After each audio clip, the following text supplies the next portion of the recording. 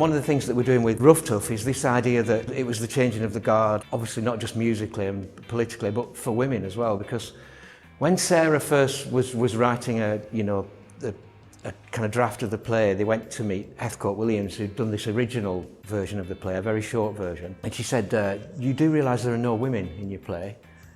There's a play about this squatting scene, and if you look at photographs of all the squats, there's, obviously there's lots of women in there.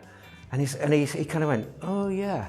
But just the fact that it was so natural for him, even decades later, for him to just write a story about that time and not include the women and what they were doing and how they were working. Obviously, it's the black and white. Yeah. Unite is what it's most famous for. But they talked about messages wider than that. The Body Snatchers sung about women's rights as well, and rights to choose. So yeah. I think it just wasn't a one tone. Yeah, There was a multifaceted. What was the single that came? The Boiler. Yeah.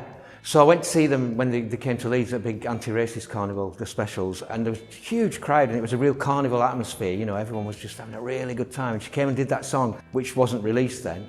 Afterwards I didn't remember anything about it other than being absolutely shocked and thinking, that is so brave, that is fantastic.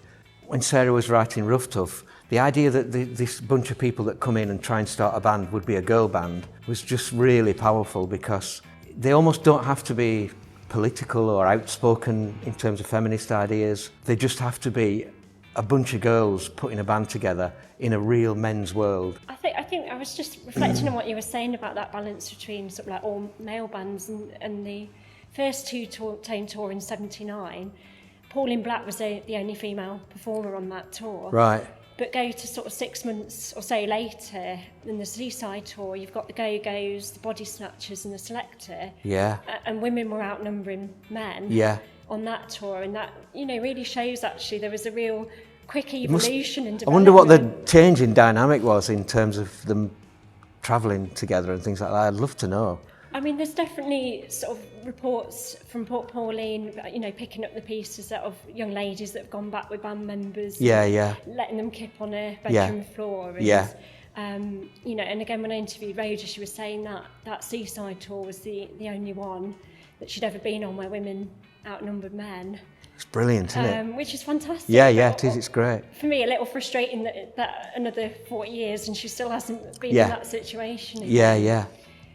I lived in a squat where we were constantly aware of the balance, because we knew so many bands who were touring around and everything, and they were all male, and you knew that what they talked about on their tour buses and their vans and everything had a really different feel to it than what it was because we had, say, 3 women in the band.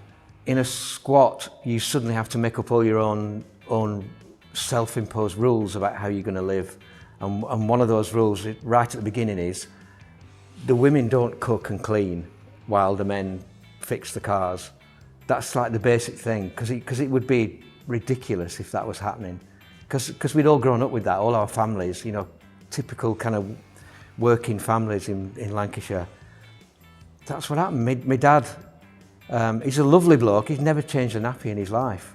So the first thing we did when we all squatted this big Victorian house was, it was like almost like rush of the men going, I'll cook, I'll clean the stairs. And Lou, who was female lead singer in the band, she went and did a course on car mechanics and became a car mechanic and came home from work every day with a boiler suit full of, grease and everything. And she was enjoying it. It wasn't just like, we must do this to make a point.